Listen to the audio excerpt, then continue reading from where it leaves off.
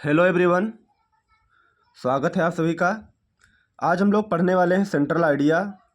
Poem का नाम है डस्ट ऑफ स्नो और इसके कवि हैं poet Robert Frost. Central idea कुछ इस प्रकार से है। This beautiful and educational poem is written by Robert Frost. This का मतलब होता है यह, ब्यूटीफुल का मतलब सुंदर, एंड मीन्स और, एजुकेशनल मीन्स शिक्षाप्रद, पोएम मीन्स कविता, इज मीन्स है, रिटन मीन्स लिखी गई, बाई मीन्स के द्वारा, रॉबर्ट फ्रॉस्ट। यह सुंदर और शिक्षाप्रद कविता रॉबर्ट फ्रॉस्ट के द्वारा लिखी गई है। इन दिस पोएम, इस कविता में, the poet wants to convey, poet means कवि, वांट्स मीन्स चाहता है, टू कन्वे मीन्स बताना। इस कविता में कवि बताना चाहता है दैट की sometimes certain moments which are simple have larger significance. इस कविता में कवि बताना चाहता है कि समटाइम्स कभी कभी, सर्टेन मोमेंट्स आने वाले जो पल होते हैं, व्हिच आर सिंपल, व्हिच माने जो कि, आर मीन्स होते हैं, सिंपल मीन्स साधारण, जो साधारण होते हैं, हैव लार्जर सिग्निफिकेंस लेकिन उनका महत्व बहुत बड़ा होता है। They can change the mood और life of a person.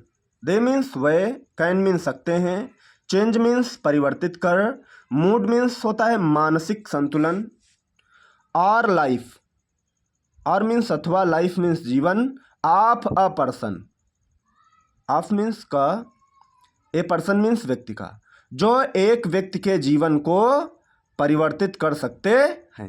They can change the mood और लाइफ ऑफ अ पर्सन। वे किसी भी व्यक्ति के या एक व्यक्ति के मन को और उसके जीवन को बदल सकते हैं। द वे का मतलब जिस प्रकार से, एक क्रो, एक कौवा, shakes down dust of snow on the poet. जिस प्रकार से, एक क्रो मीन्स एक कौवा, शेक्स डाउन मतलब हिला के गिरा देता है, डस्ट ऑफ स्नो बर्फ के कण, ऑन द पोइट मीन्स कवि पर। जिस प्रकार से एक कौवा बर्फ के कण कवि के ऊपर गिरा देता है, तो कवि इंस्पायर्स का मतलब होता है प्रभावित हो जाता है, और कवि क्या हो जाता है, प्रभावित हो जाता है। And gives him the idea to shake off his depressive thoughts. And means और, गिव्स हिम द आइडिया, और इससे कवि के या कवि को एक विचार आता है, to shake off his depressive thought, कि वह अपने असंतुलित मानसिक तनाव को भी हिला करके नीचे गिरा दे, बिकम चेयरफुल और प्रसन्न हो जाए, and do something useful. And means और, डू मीन्स करे, समथिंग मीन्स कुछ, यूजफुल का मतलब होता है कुछ उपयोगी कार्य करे। एक बार फिर से, पोएम का नाम है डस्ट ऑफ स्नो, इसके पोइट हैं रॉबर्ट फ्रॉस्ट। कवि जो आपका सेंट्रल आइडिया है, this beautiful and educational poem is written by Robert Frost. यह सुंदर और शिक्षाप्रद कविता रॉबर्ट फ्रॉस्ट के द्वारा लिखी गई है।